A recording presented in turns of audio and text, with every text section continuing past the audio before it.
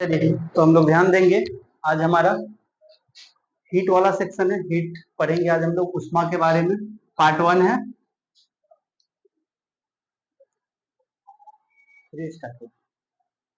चलिए देखते हैं।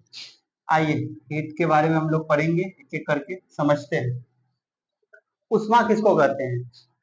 उष्मा एक तरह का क्या है? ऊर्जा है। तो बोल सकते हैं कि ये ऊर्जा का ऐसा मात्रा है, ऊर्जा की ऐसी माप है जो ताप के अंतर के कारण प्रोड्यूस होता है। अगर ताप में अंतर है तो उष्मा आएगा। जैसे कहने का मतलब है कि अगर एक ताप ज्यादा है और एक ताप कम है, जैसे देखिए यहाँ देखिए 50 डिग्री सी है और यहाँ पे 20 डिग्री सी है, तो ताप का अंतर आया। ये ज्यादा का टेम्परेचर है, ये कम टेम्परेचर है।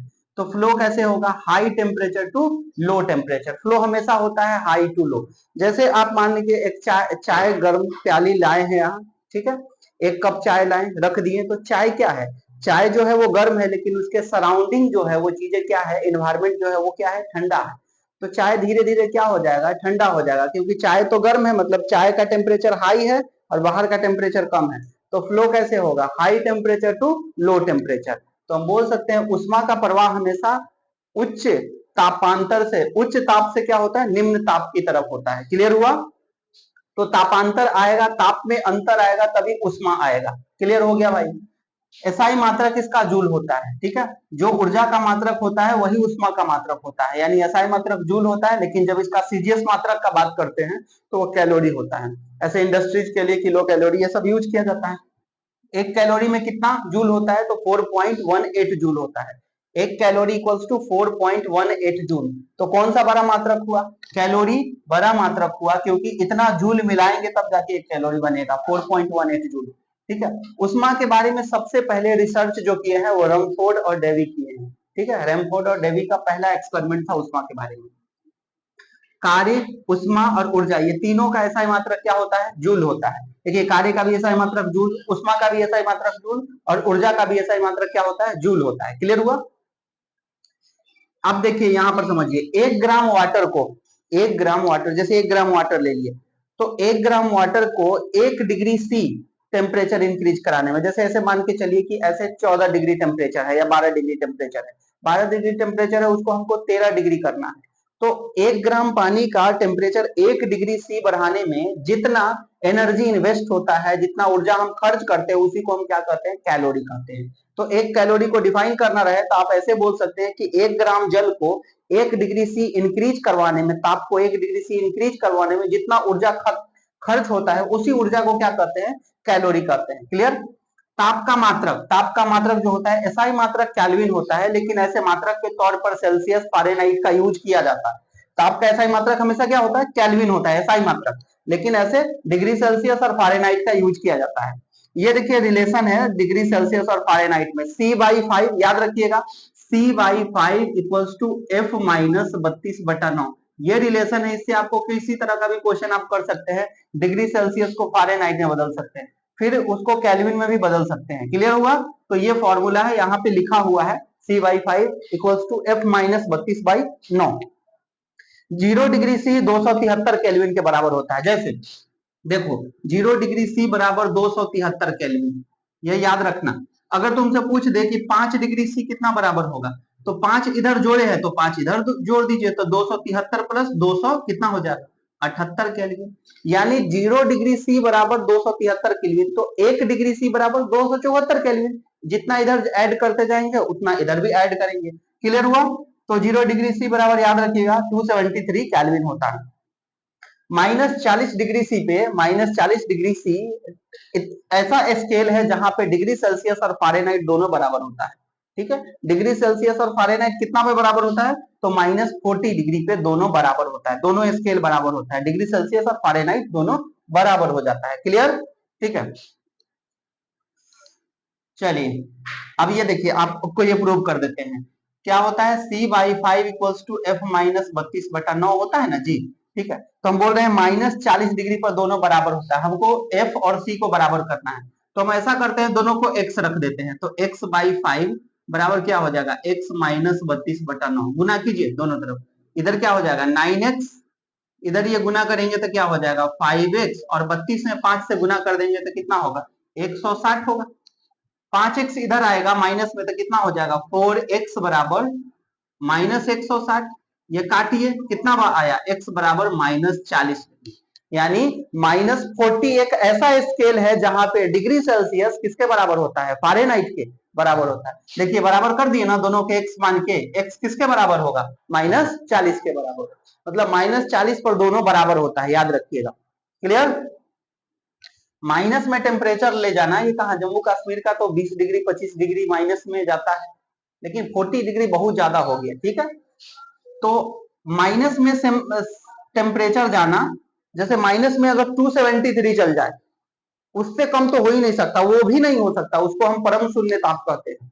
-273, ठीक है, डिग्री सी, इसको हम क्या कहते हैं, परम शून्य ताप। मतलब यहाँ पे क्या होता है, गैस की गतिज ऊर्जा खत्म हो जाएगी। बताइए सबसे ज्यादा गतिज ऊर्जा किसके पास होता है, गैस के पास। गैस का कण आपस में क्या होता है, जिगजैग इधर उधर करते रहता है, क्योंकि गैस के कणों के बीच कणों का अपना गतिज ऊर्जा काइनेटिक एनर्जी मैक्सिमम होता है। तो उस समय क्या होगा, गैस का पार्टिकल वाइब्रेशन करना बंद कर देगा, यानी काइनेटिक एनर्जी जीरो, ठीक है। तो गैस की काइनेटिक एनर्जी जीरो, मतलब एयर है ही नहीं नेचर में, मतलब इंसान जिएगा ही नहीं वहां पे, हवा नहीं फ्लो करेगा तो कैसे होगा, ठीक है। यानी क्या बोल सकते हैं, परम शून्य ताप वह ताप है जहां पे गैस का गतिज ऊर्जा क्या हो जाता है, शून्य हो जाता है। और वह ताप परम शून्य ताप आपसे पूछेगा तो क्या बोलिएगा, -273 डिग्री, कितना, -273 डिग्री सी, ये होता है परम शून्य ताप। तापमापी किसको कहते हैं, ठीक है।